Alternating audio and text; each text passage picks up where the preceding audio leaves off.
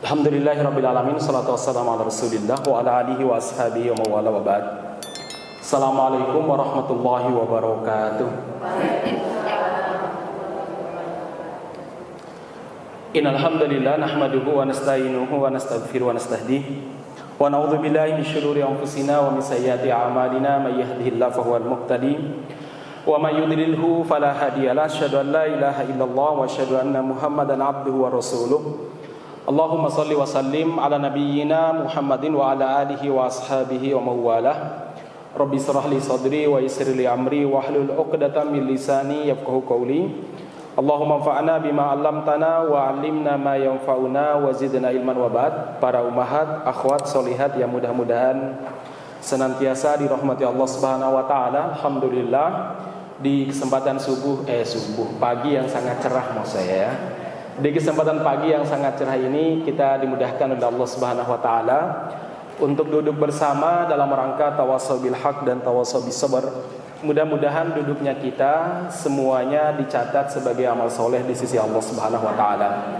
Kita berdoa mudah-mudahan kehadiran kita di sini sebagai sebuah bukti di hadapan Allah bahwa kita adalah orang-orang yang serius menempuh Shirathul Mustaqim, yang kita minta minimal 17 kali dalam sehari dalam kondisi yang sangat sakral, menghadap kiblat, menutup aurat dalam keadaan suci dengan penuh kekhusyukan. Kita meminta kepada Allah, ihdinas siratal mustaqim. Ya Allah, tunjukilah kami jalan yang lurus. Jalan yang lurus siratal mustaqim, pintu pertama untuk bisa memasukinya adalah pintu ilmu. Dan tidak mungkin, mustahil seseorang itu dapat hidayah tanpa proses berilmu. Maka alhamdulillah kita diberi kesempatan oleh Allah Subhanahu wa taala untuk mengkaji, membaca ilmu-ilmu yang diwariskan oleh Rasulullah sallallahu alaihi wasallam, diwariskan oleh para sahabat dan para ulama kita. Dan di kesempatan kali ini kita berbicara terkait masalah fiqhus sirah, yaitu mengambil faedah dan berbagai macam manfaat dari sejarah kehidupan Nabi Muhammad SAW. Karena sejarah kehidupan Nabi itu adalah potret nyata berislam. Sejarah kehidupan Rasulullah SAW adalah tafsir kehidupan bagi Al-Quran. Al-Quran mengandung nilai tafsir dalam kehidupannya adalah apa? Ya, sejarah kehidupan Nabi. Dalam Al-Quran diperintahkan untuk berbuat baik kepada orang-orang miskin, dan Nabi Muhammad SAW mempraktekkan dalam kehidupannya. Dalam Al-Quran kita diperintahkan untuk membela hak-hak dan kehormatan seorang muslim. Rasulullah SAW mencontohkan dalam kehidupannya. Maka tidak sempurna kalau kita belajar Al-Quran tanpa mempelajari sejarah kehidupan Nabi.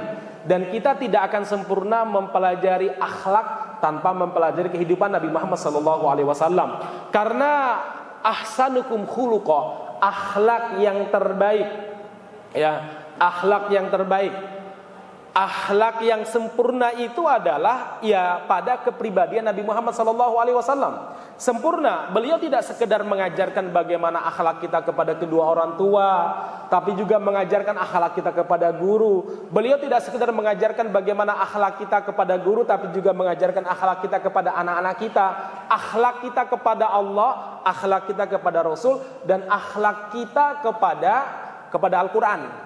Nah, karena hari ini jemaah sekalian, banyak orang yang mampu menjaga dan meneladani dalam urusan akhlak dia dengan sesama muslim atau akhlak dia kepada orang tua, tapi mereka gagal dalam mempelajari dan meneladani Nabi. Tentang apa? Akhlak Nabi bersama Al-Quran seperti apa? Akhlak Nabi terhadap Allah Subhanahu wa taala seperti apa? Sekarang banyak digenjot adab kepada guru, adab kepada kedua orang tua, tapi jarang kita berbicara adab kita kepada Allah Subhanahu wa taala. Padahal itu jauh lebih utama dan jauh lebih kita prioritaskan daripada adab kita kepada guru kita atau kedua orang tua kita. Kebalik. Misalkan jamaah sekalian, bagaimana adab Rasulullah SAW kepada Allah. Contoh ya, suatu waktu para sahabat itu mengatakan begini, Masya Allah wa sya'ar Rasul. Tergantung kehendak Allah dan tergantung kehendak Rasul. Rasul pun setengah enggak sampai marah sih, cuma beliau terperanjat kaget. A'udzubillah, saya berlindung kepada Allah Subhanahu wa taala. ataj'alunani lillahi niddan, apakah kalian menjadikan aku sesanding dan sekutu bagi Allah Subhanahu wa taala? Loh kok bisa ya Rasul? Jangan mengucapkan masya Allah wa sya'ar Rasul, tergantung kehendak Allah, dan permasalahan pada kalimat dan itu, dan tergantung kehendak Nabi. Jangan pakai dan, tapi pakailah kemudian, karena dan itu mengandung apa? Kesamaan, kesandingan. Sampai segitunya Rasulullah mengantisipasi jangan sampai beliau didudukkan di atas atau sesanding dengan Allah Subhanahu wa taala, jangan sampai. Padahal para sahabat enggak ada niatan seperti itu. Cuma kata-kata itu dilarang oleh Nabi Muhammad sallallahu alaihi wasallam. Dilarang oleh Nabi Muhammad sallallahu alaihi wasallam. Itu apa? Adab beliau kepada Allah Subhanahu wa taala.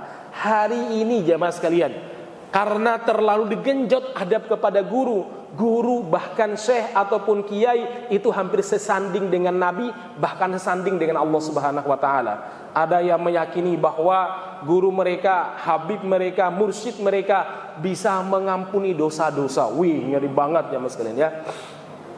Bisa mengampuni dosa-dosa.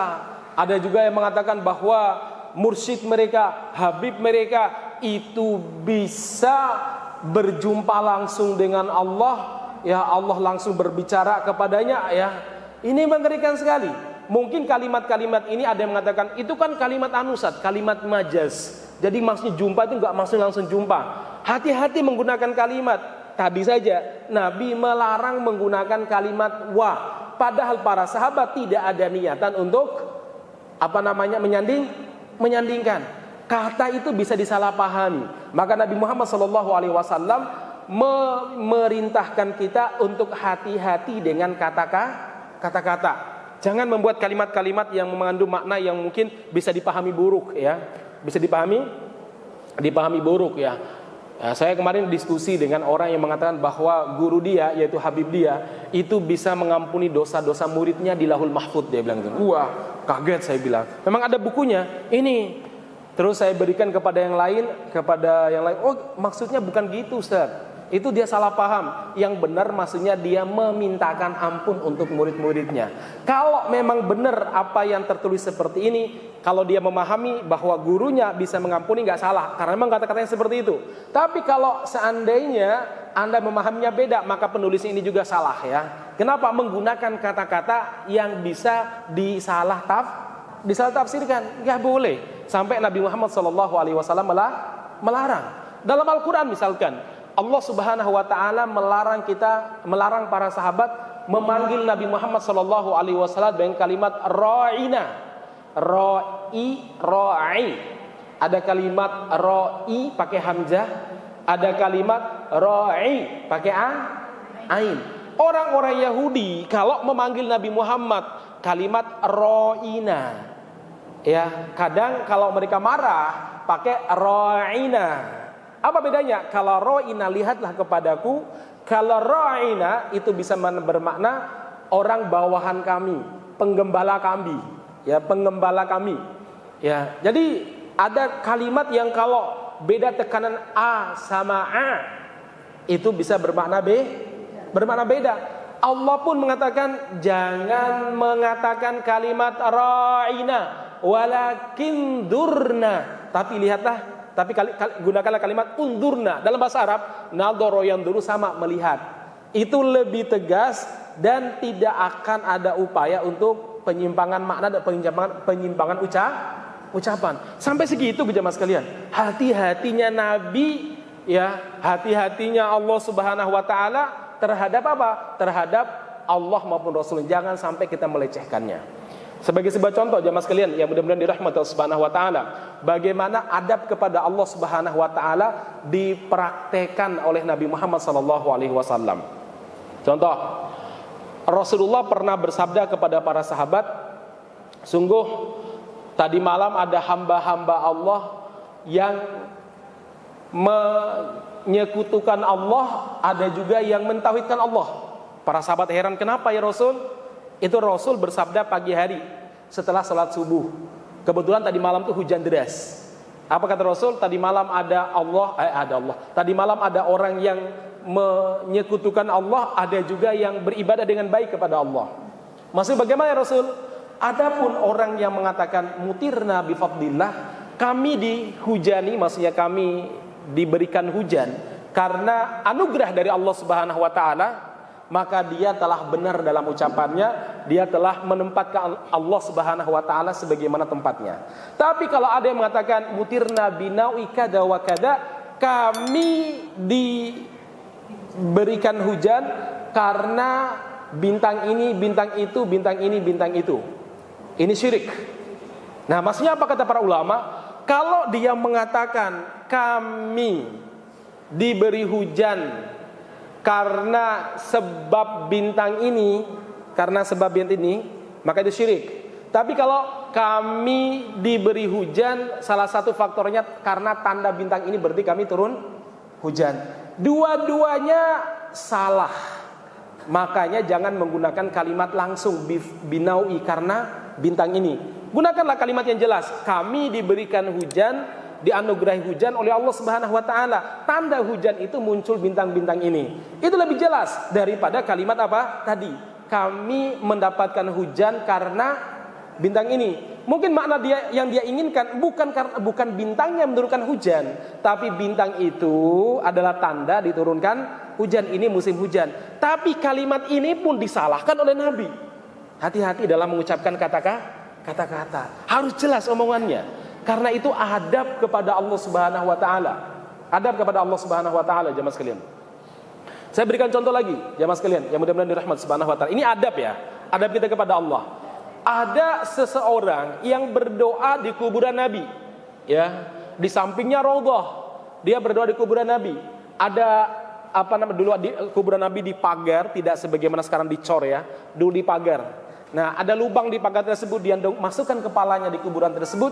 Dia berdoa, doanya kepada Allah, tapi di hadapan kuburan Nabi. Secara logika sebenarnya nggak masalah sih, bukan perbuatan syirik. Tapi itu tidak beradab kepada Allah Subhanahu wa taala.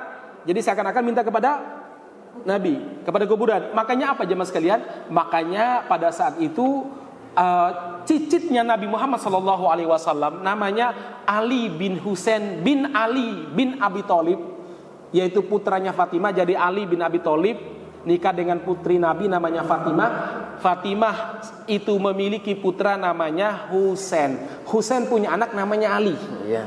Ya, namanya apa? Ali. Ya. Nah, Ali bin Husain bin Ali bin Abi Thalib, cicitnya Nabi Muhammad SAW, melihat perbuatan tersebut langsung dipanggil tuh orang, mas, sini mas, keluar ya. Kalau bahasa sekarang mungkin ya pakai bahasa Indonesia tentunya, bahasa Jawa, Arab tentunya ya. Pakai bahasa Arab, mas sini mas. Ada apa toh, Syekh? Jangan lakukan dah. Kalau kamu berdoa, doa saja di situ di raudhah. Saya mendengar Nabi Muhammad SAW pernah bersabda, seburuk-buruknya makhluk di mata Allah adalah syirarul khalqi indallah, orang yang paling buruk di mata Allah satu, orang yang menjadikan kuburan sebagai masjid. Yang kedua, orang yang masih hidup ketika kiamat terjadi. Ini adalah makhluk yang paling buruk di mata Allah Subhanahu wa taala. Orang yang menjadikan apa? Kuburan sebagai masjid, dan orang yang masih hidup ketika sangkakala ditiupkan. Ketika sangkakala ditiupkan. Jemaah sekalian mudah-mudahan dirahmati Subhanahu wa taala, beliau tidak menuduh orang ini berbuat syirik. Ya, berbuat syirik enggak, tapi perbuatan itu bisa dimaknai menjadikan kuburan sebagai masjid. Kalau berdoa rata-rata orang di mana? Di masjid. Nah, kalau sholat di mana? Di masjid. Artinya kalau ada orang melakukan perbuatan seperti itu di kuburan, dikhawatirkan menjadikan kuburan sebagai masjid. Ya, maka beliau larang, jangan di situ aja, di raudhah ya. Padahal doanya sama Allah loh ya. Cuma di hadapan kuburan Nabi. Kalau Anda protes, Ustaz, bagaimana dengan Nabi yang mensolatkan jenazah di atas kuburan? Itu beda lagi kasusnya. Ya, karena memang saat itu mau tidak mau Nabi mensolatkan di atas kuburannya, sebab beliau tidak sempat menyolatkan saat masih hidup. Ada salah seorang nenek-nenek pada zaman Nabi yang berjasa untuk memperbaiki masjid, meninggal dalam keadaan sakit. Kemudian beliau tidak dilaporkan, langsung para sahabat memandikan mengkafani, kemudian menyolatkan dan menguburkan. Nabi merasa kehilangan, akhirnya beliau sholat di atas kuburan perempuan tersebut. Itu beda lagi kasusnya, dan itu tidak sering beliau lakukan. Ya, itu pun ada sebabnya karena belum ya mensolatkannya. Ya, jadi jemaah sekalian, sampai segitunya para sahabat beradab kepada Allah Subhanahu wa taala. Beradab kepada Allah Subhanahu wa taala. Apalagi kata Rasulullah, kalau ada orang masuk kemudian dia ingin temannya berdiri menyambutnya, maka ini adalah orang yang dilaknat sama Allah Subhanahu wa taala. Ya, kecuali kalau datang jauh. Ya, kalau datang apa? Dari jauh. Tapi kalau seandainya orang biasa atau udah ketemu, datang, diharapkan hadirin berdiri, enggak usah. Ya, kenapa demikian? Ini sekali lagi bukan itu perbuatan yang kemudian syirik, enggak, tapi dikhawatirkan pengagungan berlebih-lebihan kepada makhluk. Segitunya antisipasi Rasul, jamaah sekalian. Karena beliau menjaga adab kepada Allah Subhanahu wa taala. Maka saya bilang hari ini jamaah sekalian, banyak orang yang mengajarkan adab sesama muslim, adab kepada kedua orang tua, tapi dia lupa mengajarkan bagaimana beradab kepada Allah Subhanahu wa taala. Banyak kan sekarang kajian-kajian adab, tapi enggak pernah dibahas adab kepada Allah Subhanahu wa taala, adab dalam masalah ini. Umar bin Khattab radhiyallahu anhu, jamaah sekalian. Umar, sayyid, tuan kita, orang yang sangat dicintai oleh Nabi Muhammad sallallahu alaihi wasallam. Itu pernah pada zaman Nabi itu begini. Pernah Nabi Muhammad SAW membaiat para sahabat di bawah pohon. Pernah cerita kan? Perjanjian Hudaybiyah, masih ingat gak? Ya, ini kalau enggak berarti bisa dibuka kembali bukunya ya.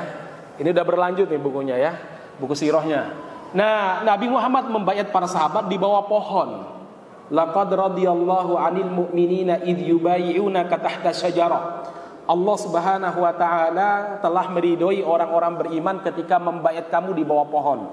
Itu kejadiannya pada peristiwa Hudaybiyah. Tahun 5, ada yang mengatakan tahun 6 Hijriyah, Nabi Muhammad SAW hendak berangkat haji atau umroh ke kota Makkah, sudah ngambil mikot di Bir Ali ataupun di Zulhulaifah. Anda bayangkan sudah ngambil mikot di Madinah untuk pergi umroh. Di tengah jalan di sebuah tempat namanya Hudaybiyah, beliau dihadang oleh siapa? Dihadang oleh orang-orang musyrik Makkah. Gak boleh masuk, jemaah sekalian, gak boleh masuk. Maka pada saat itu Nabi Muhammad SAW mengutus Utsman bin Affan untuk melobi orang-orang Quraisy supaya mengizinkan mereka masuk, karena mereka datang bukan untuk perang, tapi dalam rangka ibadah. Terdengar kabar bahwa Utsman itu dibunuh. Maka Nabi Muhammad SAW pun melakukan baiat, siap menuntut darah Utsman apapun yang terjadi. Dibaiatlah para sahabat satu persatu di bawah pohon. Ya, sampai 1.400 sahabat dibaiat selesai. Allah mengabadikan peristiwa ini dalam firman-Nya, laqad radiyallahu 'anil mu'minin. Allah telah ridho kepada orang-orang mukmin id yubayyi'unaka tahta syajarah, yang membaiat kamu di bawah pohon. Jadi Allah sebutkan nama pohon, sebutkan pohon tersebut. Nah, setelah Rasulullah SAW wafat, terutama pada zaman Abu Bakar, pohon ini sering dikunjungi oleh para sahabat, ya, atau oleh putra-putranya para sahabat. Untuk apa? Ya, sekedar nostalgia, sekedar wisata religi kalau bahasa orang sekarang, ngenang masa lalu di situ. Ya, dan istilah kalau sekarang itu menjadi situs peradaban, ya, situs sejarah yang sangat penting karena mengingat para sahabat 1.400 diridhoi oleh Allah Subhanahu wa taala. Zaman Abu Bakar itu ramai dikunjungi, tapi nggak begitu sebegitu banyak dibandingkan zaman Umar. Pada zaman Khalifah Umar, jemaah sekalian, itu lebih ramai dikunjungi.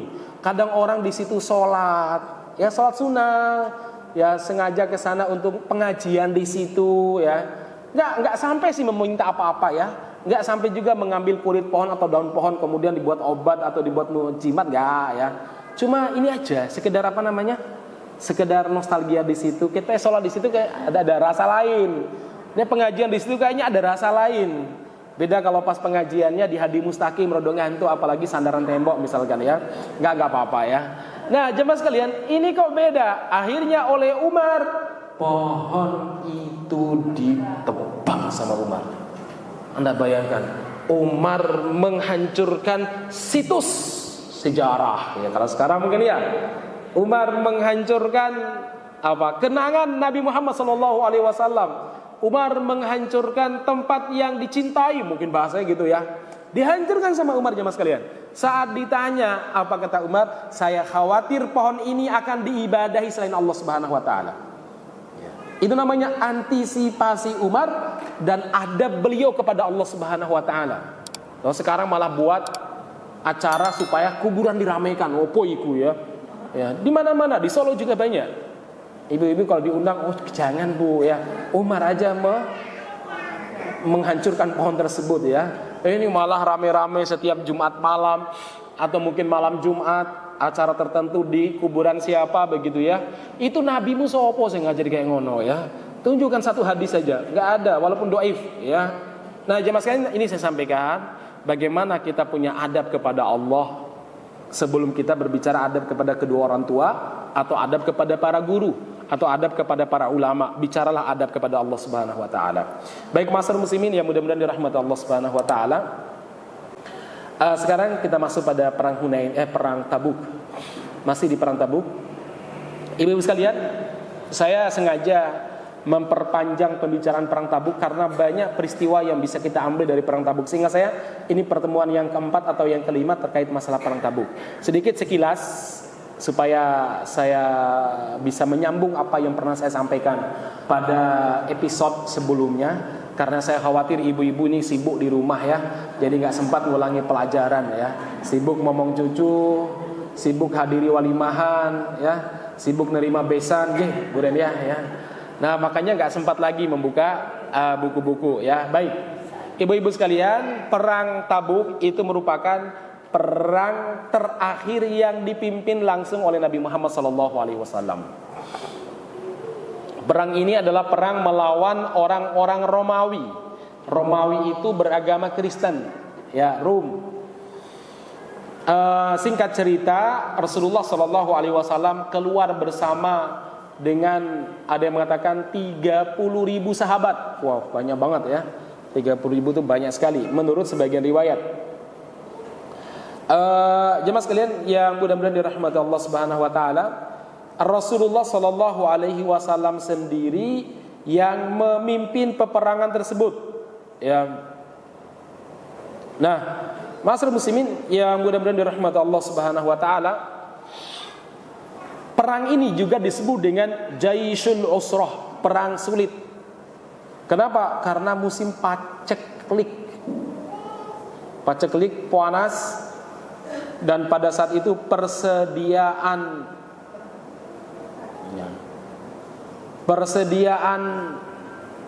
bahan pokok itu jamaah sekalian sangat sedikit, sangat sedikit biaya itu.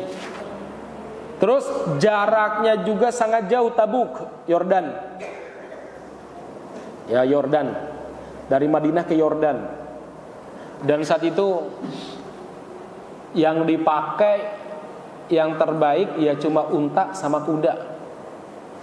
Mereka, para sahabat tidak punya pesawat atau apa, mereka hanya naik kuda atau unta. Ibu-ibu enak-enaknya naik unta, tetap enak naik Avanza atau naik R3 saya itu nih. Panas. Perjalanan kurang lebih 15 hari 15 malam. Jadi PP 1 bulan. Kita aja naik pesawat dari Jakarta sampai sini cuma nggak sampai 1 jam. Ya 50, capek rasanya. Wah, aku pengen istirahat, leren, baru turun. Padahal sebenarnya biasa aja. Saya itu baru sampai tadi malam dari safari dakwah di Riau. Jauh-jauh dari sana, Bu. Sampai jam 5 langsung ngisi pengajian karena ada jadwal saya setiap Selasa kelima. Dan setiap Selasa kelima itu cuma berapa? 3 kali dalam setahun. Lah kalau saya izin sekali aja berarti 2 kali setahun. Saya sudah izin kemarin bulan Juli karena umroh. Ya, Mas saya izin lagi nih. Izin lagi berarti cuma sekali dalam setahun. Oh, bismillah lah. Kemudian panitia bilang, "Ustaz, kuat Ustaz." Malah biasa aja naik pesawat ya. Sahabat Nabi dulu aja perjalanan 15 hari 15 malam. Kalau kita cuma pesawat kok transit sekali doang kan. Nah ini jemaah sekalian yang benar-benar 15 hari 15 malam, PP 1 bulan, jauh sekali. Nah singkat cerita, perang ini memang tidak ada kontak senjata, kontak fisik gak ada, karena orang-orang Romawi kemudian melarikan diri. Nah ada banyak peristiwa yang terjadi pada peperangan ini jemaah sekalian. Salah satunya peristiwa yang diceritakan oleh sahabat Mu'adz bin Jabal. Siapa? Mu'adz bin Jabal. Mu'adz bin Jabal jamaah sekalian adalah sahabat Nabi yang sangat cerdas, pinter. Yang lain juga banyak sih yang pintar dan cerdas, tapi beliau ini diantara yang cerdas, yang pintar dan semangat menuntut ilmunya luar biasa walaupun di medan jihad. Jadi saat perang pun masih belajar sama Nabi. Nah, ketika perjalanan pulang jamaah sekalian, saat perjalanan pulang itu beliau mencari kesempatan kapan ya bisa nanya-nanya sama Nabi ya. Soalnya melihat Nabi mungkin capek, beliau nggak berani. Hingga setelah beliau melihat Nabi sudah sangat sudah fresh, ya beliau pun dekat kepada Rasulullah, mendekati Rasulullah SAW. Kemudian beliau meminta izin untuk bertanya beberapa hal. Nabi pun mempersilakan, silakan duduk sini. Terjadilah dialog antara Mu'adz bin Jabal dengan siapa? Dengan Rasulullah SAW. Jemaah sekalian yang mudah-mudahan dirahmati Allah Subhanahu Wa Taala. Kemudian si Mu'adz bin Jabal radhiyallahu an bertanya kepada Rasulullah sallallahu alaihi wasallam, apa kata beliau? Ya Rasulullah, saya ingin menanyakan beberapa hal. Ya silakan kata Rasulullah. Apa pertanyaannya Mu'adz bin Jabal radhiyallahu an? Ya Rasulullah, ini yang akan saya sampaikan ya. Akhbirni bi amalin yudkhilunil jannata wa yubaidni anin nar. Beritahu saya amalan-amalan yang menjauhkan saya dari neraka dan memasukkan saya ke dalam surga. Artinya amalan tersebut menjadi sebab beliau masuk surga dan menjadi sebab beliau dijauhkan dari neraka. Ini kalimat-kalimat ini pertanyaan yang luar biasa, terutama sangat relevan, relate dengan kehidupan kita. Apalagi kalau saya lihat usia-usia kita atau ibu-ibu sih sudah masuki usia senja ya. Ini kan kita nih di senja kehidupan, betul Bu ya? Kalau namanya senja itu mataharinya hampir tenggelam ya. Ya. Nah ini pertanyaan yang cukup menarik sebenarnya dan cukup bagus untuk kita renungkan di usia-usia senja kehidupan ya. Ya Rasulullah, beritahu saya amalan yang menjadikan saya masuk surga dan dijauhkan dari neraka. Apa kata Nabi sallallahu alaihi wasallam? Laqad sa'alta an 'azimin. Kamu telah menanyakan sesuatu yang sangat-sangat istimewa. Perkara yang sangat penting. Perkara yang sangat penting. Wa innahu la yasirun ala man yassarahullah. Sesungguhnya perbuatan itu mudah bagi mereka yang dimudahkan oleh Allah. Mudah bagi mereka yang dimudahkan oleh Allah Subhanahu wa taala. Pelajaran apa yang bisa kita ambil jamaah sebelum saya lanjut ya? Pelajaran pertama adalah carilah kesempatan untuk diskusi langsung dengan para ulama. Belajar dengan mereka itu seakan-akan walaupun duduk sebentar 1 jam bersama dengan mereka, seakan-akan membaca satu kitab. Karena apa? Yang mereka sampaikan adalah rangkuman dari berbagai kitab yang mereka baca. Ya. Sebab kalau jadi ulama benaran tuh gak gampang ibu-ibu sekalian. Harus baca, capek ya, kodam baca, buka buku lagi, ringkas lagi. Kalau gak paham cari referensi di tempat lain. Itu satu. Jadi sekali lagi hendaklah kita cari waktu duduk bersama dengan para ustadz, para kiai, belajar langsung kepada mereka. 2 adalah apa jemaah sekalian? Seorang murid harus memilih permasalahan urgen untuk ditanyakan. Jangan perkara-perkara yang tidak penting kemudian ditanyakan kepada kiai. Contoh ditanyakan, Pak Yai, bagaimana supaya masak roti empuk ya? Itu apa itu? Gak usah nanyakan pada ustadz atau kiai ya. Nanya hal-hal yang penting jemaah sekalian. Ali bin Abi Thalib radhiyallahu anhu pernah marah kepada salah seorang peserta kajian beliau. Ketika beliau berkata kepada mereka, saluni ma badalakum, tanya kepada saya apa yang menurut kalian layak untuk ditanyakan. Ada yang katakan, ana ya Ali, saya wahai Ali. Ya, apa yang kamu tanyakan? As-sawadu fil lail, as-sawadu fil qamar mahi. Warna hitam di bulan itu apa? Oh, kok tanya ya? Warna hitam di bulan itu apa ya Amirul Mukminin Ali? Ali sudah jadi khalifah. Apa jawaban Ali? Sungguh buruk pertanyaanmu. Sal tafaqquhan la ta'ammuqan. Bertanyalah untuk memperdalam ilmu agama kalian sehingga kalian dekat dengan Allah Subhanahu wa taala. Jangan tanya hal-hal yang sebenarnya enggak penting. Ya, mungkin bukan majelisnya maksudnya Ali begitu mungkin. Innahu sawadul lail. Tapi Ali bisa menjawab, itu adalah pancaran malam hari. Jadi kalau malam hari di sebuah daerah maka bulannya kelihatan hitam ya. Jawaban Ali radhiyallahu persis sebagaimana penelitian kontemporer. Cuma Ali bukan di situ yang saya ingin sampaikan. Saya menyampaikan bahwa seorang murid itu kalau bertanya, pilihlah pertanyaan yang bermanfaat. Ya, pertanyaan yang cerdas. Sebagaimana Mu'adz bin Jabal, murid Nabi ini bertanya kepada sang guru dengan pertanyaan yang luar biasa. Akhbirni bi'amalin yudkhilunil jannata wa yubaidni 'anil nar. Beritahu saya tentang amal yang membuat saya masuk surga dan menjauhkan saya dari neraka. Dan Rasul pun, nah ini yang keempat, seorang guru harus mengapresiasi seorang murid. Apresiasi. Pertanyaan bagus. Ini pertanyaan bagus. Dan amalan itu akan mudah bagi orang yang dimudahkan oleh Allah Subhanahu wa taala. Pentingnya mengapresiasi anak-anak kita. Mengapresiasi orang-orang yang mencoba untuk berbuat baik. Karena hari ini kita kurang mengapresiasi. Misalkan ibu-ibu Masya Allah luar biasa ya, pada nulis, Masya Allah, saking beratnya ilmu sampai sandaran dan ngantuk, saking berabotnya, tapi masih berupaya untuk mempelajari. Itu namanya apresiasi. Oh bukan ya. Pokoknya sampaikan hal-hal yang membuat mereka senang. Mau kepada suami, kepada istri, kepada anak-anak kita berikan apresiasi.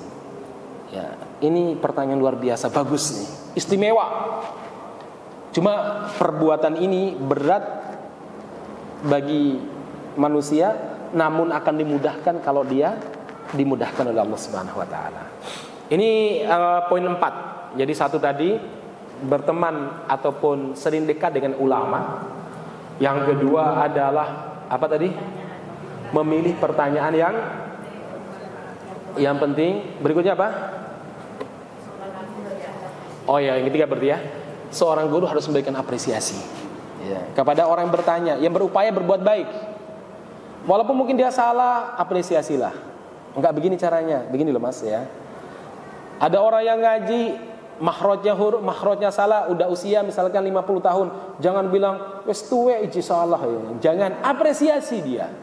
Ya, dia mungkin tidak sama dengan Anda ketika masa mudanya. Kalau Anda mungkin tinggal di lingkungan yang baik, dekat masjid, banyak guru ngaji, sementara dia mungkin tinggal di sebuah tempat, lahir di Bali misalkan ya, dekat Pantai Kute yang dilihat hal-hal yang buruk misalkan ya.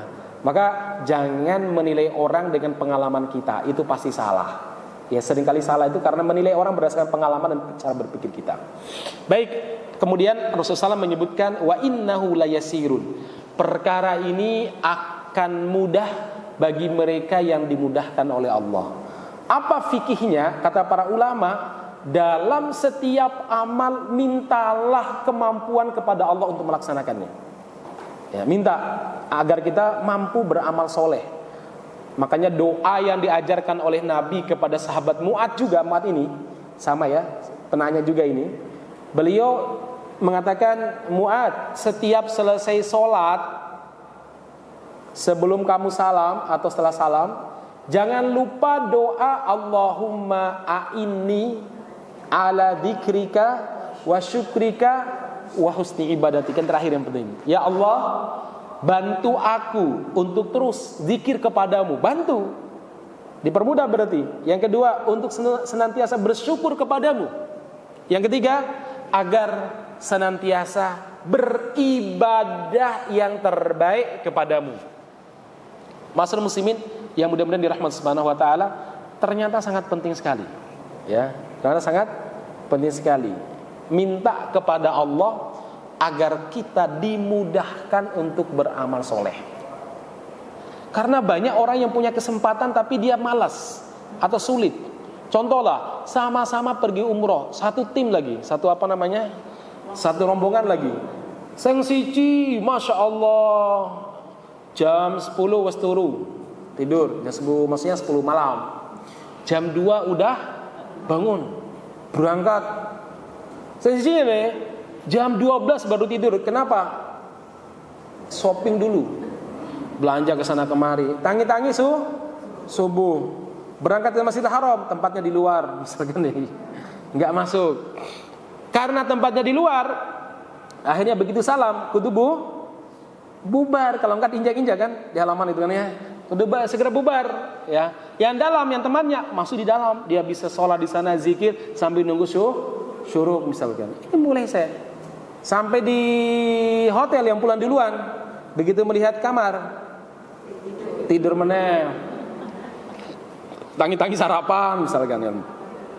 Nah, itu jamasnya kenapa? Ada orang yang kesempatannya sama, waktu yang diberikan oleh Allah juga sama, bahkan mungkin usia juga sama. Apa yang bedakan? Yaitu ma'unah, pertolongan dari Allah Subhanahu wa taala. Yang satu ditolong untuk beramal sergapnya luar biasa. Saya kadang melihat sering melihat fenomena jamaah yang kayak gitu. Yang siji, wah, berangkat. Pulang cuma makan, berangkat lagi di masjid. Ya apa ya, sholat, ya ngaji, ya apa ya. Yang satu santai aja gitu. Kadang jam 12 baru tidur ya. Ya, kadang nanya, "Ustaz, makanan yang enak yang mana? Tak antar yuk." Nggak apa-apa sih, sekali nggak apa-apa sih. Tapi kalau tiap hari ini nyicipi ini, besok nyicipi apa, kan eman-eman banget ini. Eman-eman banget. Saya kalau ada mantan, ayo yang mau saya antar makan ini boleh. Saya tahu makanan paling enak daerah sini sebetulnya. Cuma sekali itu saya tawarin gitu ya. Nah, jemaah sekalian, ada yang belanja sana belanja sini, belanja nggak masalah. Cuma maksudnya ya sekalian saja, satu hari misalkan fokus, sisanya untuk ibadah. Masyarakat muslimin yang mudah-mudahan dirahmati Subhanahu wa taala, ini namanya apa? Maunah, pertolongan dari Allah Subhanahu wa taala. Makanya apa? Kalimat tadi, Allahumma a'inni maunah, berikan aku pertolongan untuk senantiasa beribadah kepadamu.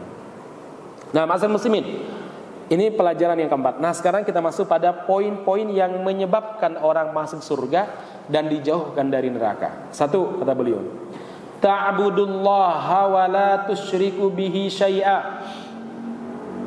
Beribadalah kepada Allah dan jangan menyekutukan Allah dengan sesuatu apapun.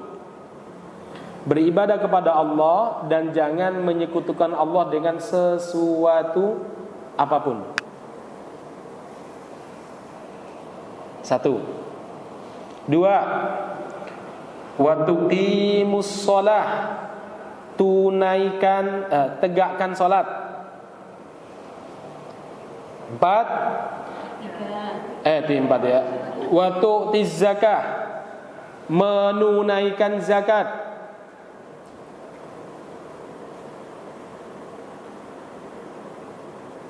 4, tasumu Ramadan, puasa bulan Ramadan.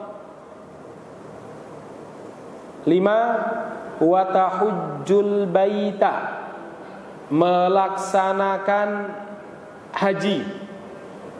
Sampai sini titik. Jawaban Nabi selesai. Rasul balik bertanya kepada Mu'adz. Ini penting juga. Seorang guru jangan sekedar memberikan jawaban, tapi juga bertanya. Supaya apa? Supaya murid terbiasa untuk bernalar dan menganalisa. Ya. Nabi bertanya balik. Kalau tadi belum ditanya, sekarang boleh bertanya. Ya Mu'adz, wahai Mu'adz, ala adulluka ala abwabil khair. Mau saya tunjukkan pintu-pintu kebaikan. Artinya kalau orang masuk pintu ini, kebaikan dia dapatkan. Ya. Mau saya tunjukkan kamu pintu-pintu kebaikan. Bala ya Rasulullah. Ya, saya mau ya Rasul, kata Mu'adz. Rasul pun menjawab pintu-pintu kebaikan. 1, as-saumu junnatun. Puasa adalah benteng dari berbagai fitnah. 1, puasa adalah benteng, tameng, junnah. Yang kedua, ini pintu kebaikan yang pertama, puasa ya. Ustaz, tadi bukan sudah disebut puasa? Ini puasa sunnah. Yang kedua, was-shadaqatu tutfi'ul khati'ata kama yutfi'ul ma'un nar. Yang kedua adalah sedekah. Kenapa? Karena sedekah itu akan memadamkan dosa sebagaimana sebagaimana air memadamkan api. Yang kedua adalah sedekah.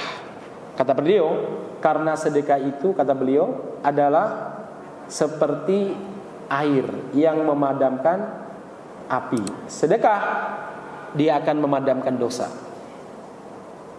Baik, 2. 3, wa sholatur rajuli fi jawfil laili. Salatnya seseorang di kegelapan malam. Di malam yang gelap berarti udah malam. Jam-jam 1, jam-jam 2. Summa tala tatajafa junubuhum adil madaji' yad'una rabbahum khaufan wa tama'a. Kemudian Nabi membacakan satu ayat di surat di surat As-Sajdah. Baik, sampai itu dulu aja, sampai di sini dulu. Ma'asyiral muslimin yang mudah-mudahan dirahmati Allah Subhanahu wa taala, Rasulullah sallallahu alaihi wasallam menjawab pertanyaan murid ini dengan kalimat-kalimat sederhana. Dan ini merupakan adalah kebaikan-kebaikan yang luar biasa. Kalau kita menjaga 8 perkara yang disebutkan oleh Nabi Muhammad SAW ini, maka itu menjadi jejak-jejak usia kebaikan bagi kita. Karena sekali lagi jamaah sekalian, tua itu pasti. Yang gak pasti itu tuanya kita menuju husnul khotimah atau su'ul khotimah. Itu yang gak pasti. Makanya para ulama mengatakan di antara perkara yang paling dikhawatirkan oleh orang-orang soleh adalah yaitu usia yang masih tersisa. Apakah akan mengantarkan pada husnul khotimah atau su'ul khotimah? Kita nggak tahu. Ada kan orang yang dulunya baik sekali, tapi di usia senja karena dia berkawan dengan orang tertentu, akhirnya dia terjerembab dalam perbuatan maksiat, meninggal dalam keadaan yang sangat buruk. Ada orang mungkin masa mudanya nakal luar biasa. Ketika usia senja dia dapat hidayah, akhirnya dia belajar, rajin ngaji, rajin sholat berjamaah, bahkan mengurus masjid dan lain sebagainya misalkan, maka Allah pun mewafatkan dia dalam keadaan husnul khotimah. Saya itu mengenal 2 orang hampir 1 bulan ini meninggal dalam keadaan bersamaan, dalam keadaan yang sama. Satu, saya punya murid ngaji mbah-mbah daerah Grogol sana, daerah ya dekat Konimek sana. Kalau pengajian saya tuh udah tua orangnya, duduk samping, terus mbah ngertos, nggih Ustaz ya. Sambil ngantuk-ngantukan karena usianya udah sepuh, ya. Tenang. Saya kaget diberitahu pas pengajian, kok mbahnya udah gak ada. Saya bilang dunia. Kajian rutin saya, kajian siro sih. Ustaz, 2 hari yang lalu meninggal Ustaz. Kaget saya. Meninggalnya gimana? Subhanallah, beliau itu punya kebiasaan sholat berjamaah terutama subuh, dan beliau itu mewakafkan dirinya kalau subuh jam 3 berangkat untuk azan pertama. Biasanya beliau azan pertama, beradzan biasanya Ustaz, beliau itu biasanya nyiram halaman ya, wudu, sholat, tahajud, nunggu subuh. Jadi beliau itu berangkat azan. Baru pertengahan azan tahai ala sholat atau asyhadu an la ilaha illallah, beliau meninggal. Orang pada heran, loh, kok suara azannya terputus? Cuma sampai asyhadu an la ilaha illallah atau la ilaha illallah, pokoknya saya nggak tahu ya, la ilaha illallah. Akhirnya orang-orang ke sana meninggal dalam keadaan mau tahajud di masjid, adzan dan sedang melafazkan kalimat tauhid la ilaha illallah. Saya, ya Allah, rahasia apa yang dia sembunyikan? Kadang kita sebagai kiai atau sebagai ustadz ya, kadang lihat kayak gitu-gitu tuh kadang berpikir, ya Allah, apa seperti ini kami nanti meninggal? Jangan-jangan lebih baik murid-murid ngaji daripada kiainya atau ustadznya. Nah, sekarang banyak kiai atau ustadz yang nyeleneh. Astagfirullahaladzim. Saya kadang lihat kasus-kasus yang ada itu ngeri sekali. Semoga Allah Subhanahu wa taala menjaga kita semuanya. Nah, baik jemaah sekalian. Yang satu, sudah meninggal kemarin. Ini rumah dekat sini. Saya juga punya kajian rutin di situ. Punya kajian rutin. Kadang main sama anak saya. Saya ajak ke main. Senang main sama anak. Sama, beliau usia mudanya memang parah. Dapat hidayah. Akhirnya beliau tadi ke masjid. Tadi ya, mengajak orang-orang ke masjid. Jadi banyak yang dulu di situ tuh banyak nonisnya. Itu pada masuk Islam. Beliau ajak ke masjid. Yang dulu banyak preman yang ngajak masuk Islam. Ke masjid. Banyak masjidnya jadi rame. Ya, beliau juga punya kegiatan setiap pekan itu pergi ngajar ngaji daerah mana itu. Pokoknya tahu mau naik ke atas turun menjelang Magetan, tapi menjelang Ngawi. Ini daerah sana ya. Pelosok. Saya pernah diajak tapi belum sempat saya ke sana. Nah, saya kemarin pas di mana namanya? Di Riau. Di WA sama istri. Iya, Abah Suja udah meninggal. Innalillahi rajiun. Padahal kemarin baru main sama anak kita loh, gojekan gitu ya. Meninggalnya gimana? Saya telepon anaknya. Mas, meninggal ya? Ya Ustaz. Gimana? Jadi kan Abah itu sama punya kebiasaan jam 3 sholat tahajud ke masjid, adzan pertama gitu. Ya, jadi beliau meninggal ketika ngambil wudu. Subhanallah, ngambil wudu mau tahajud. Jadi orang tuh meninggal sudah yang kebiasaannya. Makanya jemaah sekalian, jejak kebaikan itu harus sering kita lakukan, harus sering kita ciptakan. Karena jejak itulah yang mengantarkan kita husnul khotimah atau su'ul khotimah. Nauzubillah min dzalik, kalau seandainya meninggal di tempat yang tidak benar. Ya. Ma'asyiral muslimin yang mudah-mudahan dirahmati Allah Subhanahu wa taala. Nah, disinilah Rasulullah menyebutkan beberapa hal yang bisa kita rutinkan. Dan itu adalah jejak kebaikan yang telah dan sedang maupun akan kita lakukan terus. Kan tadi tua itu pasti, yang enggak pasti kira-kira usia kita akan mengantar kepada husnul khotimah atau su'ul khotimah. Ada orang yang mungkin dia sakit, kalau semacam orang sakit kan sejak awal dia udah siap-siap. Oh, kayaknya aku akan wafat. Dia sudah banyak tobat. Yang susah itu tiba-tiba meninggal nggak benar, itu bermasalah kan. Kalau tiba-tiba meninggal kayak tadi udah nggak ngerepotin keluarga, ya kemudian meninggal dalam keadaan husnul khotimah, nggak repotin keluarga itu nih. Ya, nah, masalah muslimin yang mudah-mudahan dirahmati Subhanahu wa taala, yang pertama jelas beribadah kepada Allah Subhanahu wa taala, jangan menyekutukan Allah dengan sesuatu apapun. Tadi saya sampaikan di mukadimah bagaimana Rasulullah sallallahu alaihi wasallam mewanti-wanti jangan sampai ada kesempatan atau ada kemungkinan orang tersebut berbuat syirik. Dilarang oleh Nabi. Walaupun perbuatan itu bukan perbuatan syirik, cuma itu bisa mengantarkan pada kesyirikan. Hati-hati. Makanya ibu-ibu kalau sudah dewasa, udah tua seperti ini, nggak usah neko-neko ibadah. Anda jaga sholat tahajud, jaga sedekah, jaga puasa, wis rampung. Neko-neko kemana lagi? Mau ke kuburan sana ngambil tanahnya, neko-neko ngapa ngalah berkah? Itu berkah dari mana? Berkah itu yang tahu hanya Allah. Dan Rasul pun diberitahu oleh Allah. Anda tahu dari mana kalau itu berkah? Jangan-jangan ada penyakitnya misalkan ya. Dari mimpi itu nggak pasti. Dari pengalaman orang, pengalaman itu nggak bisa dijadikan sebagai dalil. Ya, karena pengalaman satu dengan orang lain beda. Dan mungkin sebabnya bukan karena itu. Ada orang yang datang kuburan itu, ya kemudian dia ngambil tanahnya, begitu sampai di rumah, ya tanahnya tersebut misalkan dicampur dengan dengan pupuk, dipupuk, akhirnya panennya luar biasa. Mungkin ada faktor lain. Mungkin ya ada pupuk air yang masuk ke situ dari tempat lain, atau mungkin jadi nggak bisa dipastikan. Beda kalau Nabi mengatakan ini berbarokah. Contoh, Nabi mengatakan sesungguhnya zaitun itu berbarokah, maka makanlah, minumlah dan minyaki diri kalian dengan minyak zaitun karena pohonnya berbarokah. Jelas, paham ya? Beda dengan meminyaki diri dengan minyak jelantah. Kata kiai saya begini, siapa itu? Kiai saya itu pernah gatelan, ada minyak jelantah dari rumah kiai fulan, dia olesin sembuh. Akhirnya minyak jelantah dari kiai fulan dipakai. Itu dari mana taunya? Itu nggak pasti. Mungkin bisa jadi karena faktor lain. Faktornya apa? Perubahan hormon dalam tubuhnya akhirnya tidak jadi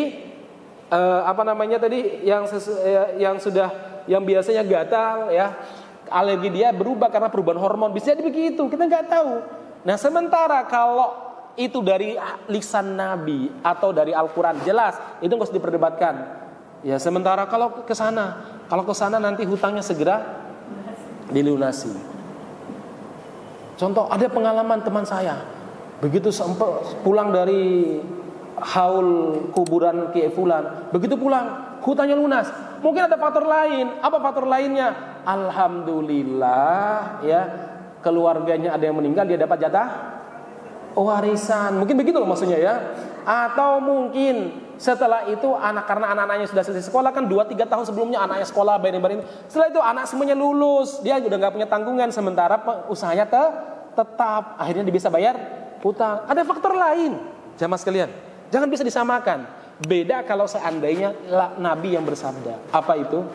Qiyamul lail, pintu kebaikan. Apalagi tadi? Sedekah.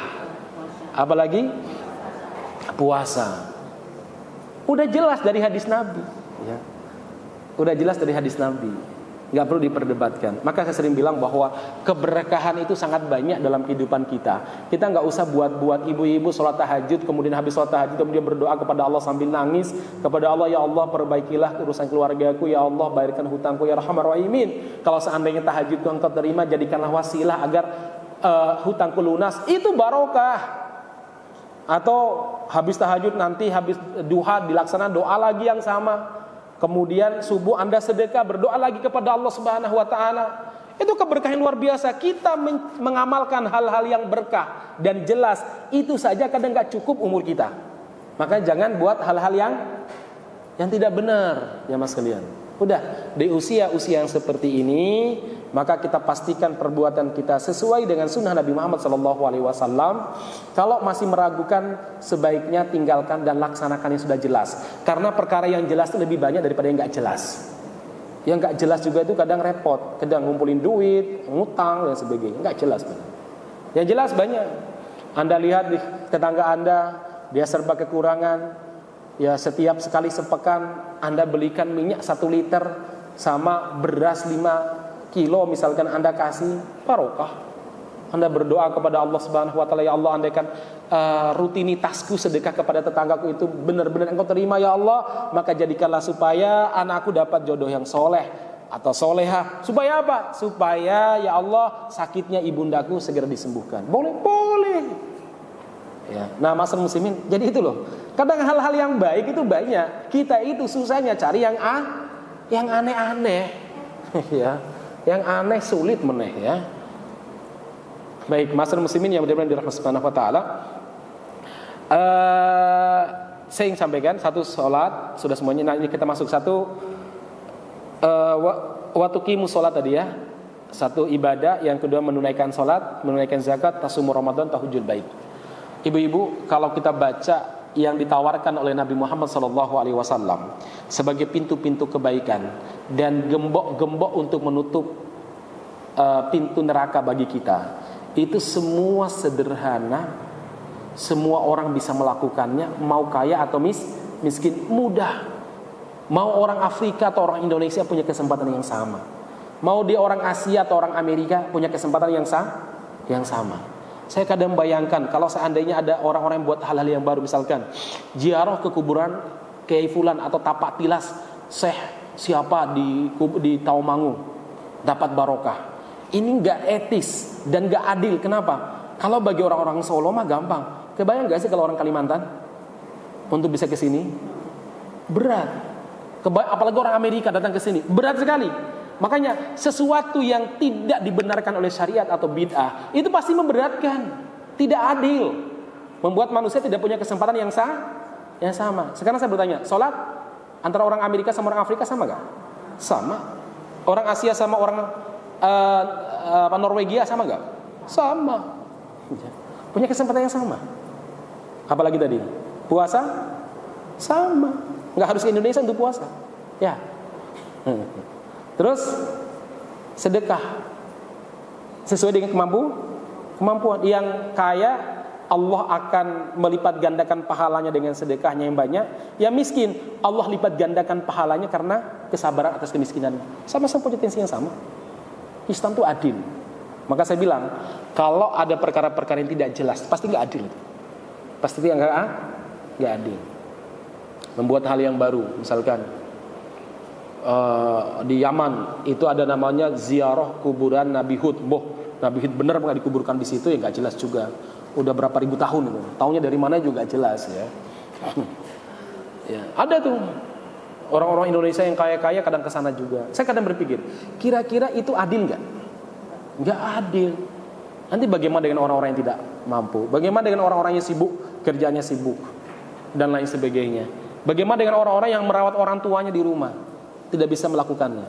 Maka saya bilang tadi jamaah sekalian, hal-hal yang baru itu pasti memberatkan dan pasti tidak sesuai dengan prinsip syariat. Apa prinsip syariat? Yusr, memudahkan. Tadi kali hadisnya mudah. Yang kedua adalah apa? Adil. Ya, setara.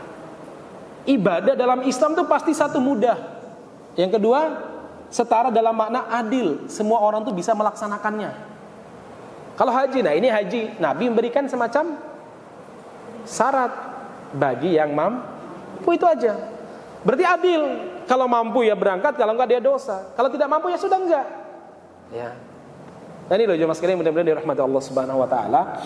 Maka kalau kita merenungkan semua syariat itu yang sesuai dengan sunnah Nabi pasti sesuai dengan fitrah manusia. Sesuai dengan apa? Fitrah manusia. Sedekah sesuai dengan fitrah manusia. Ya.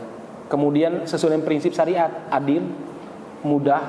Nah, ini kan prinsip syariat gitu, adil dan mempermudah.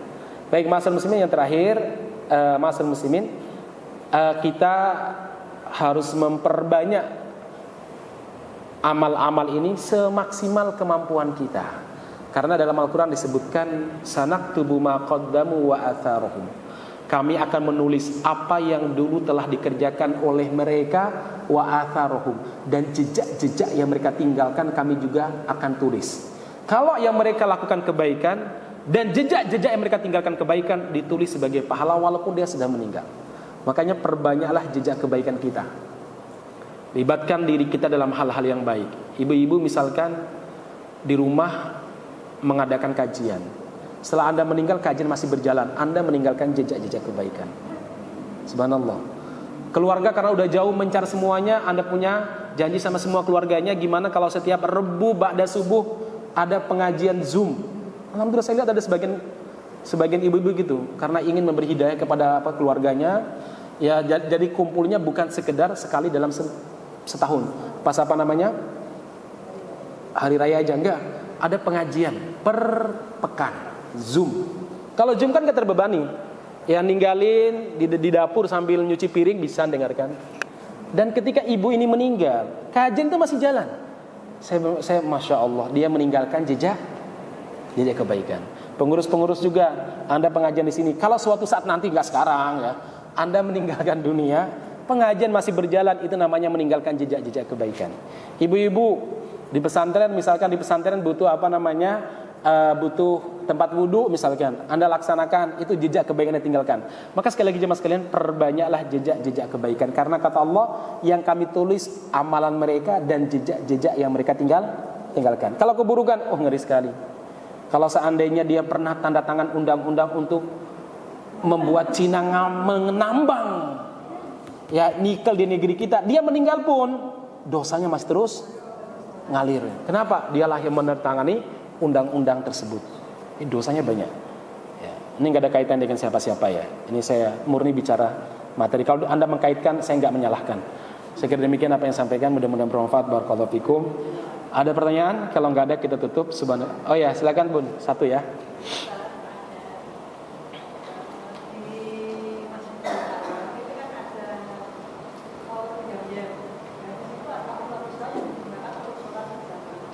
Ada aula.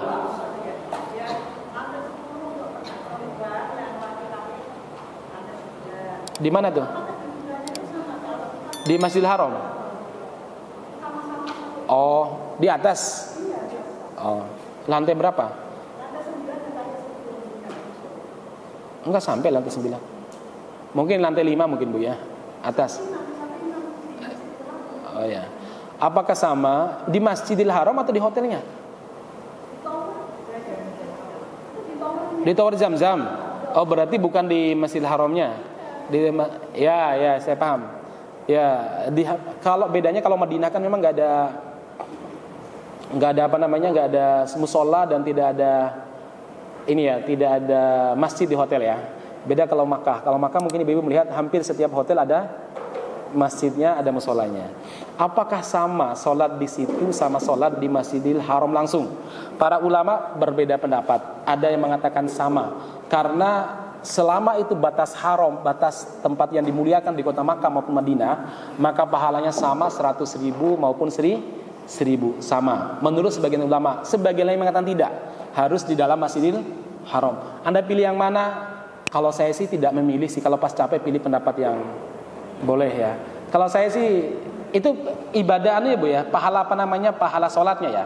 Cuma kan orang yang sholat ke Masjidil Haram itu lebih daripada sholat, dia pahala melangkah, pahala salam, pahala senyumnya.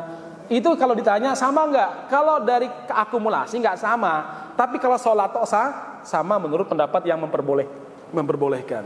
Begitu Ibu ya. Baik, jazakallahu khair. Subhanakallahumma rabbana bihamdika asyhadu an la ilaha illa anta astaghfiruka wa atubu ilaik. Walhamdulillahirabbil alamin. Assalamualaikum warahmatullahi wabarakatuh.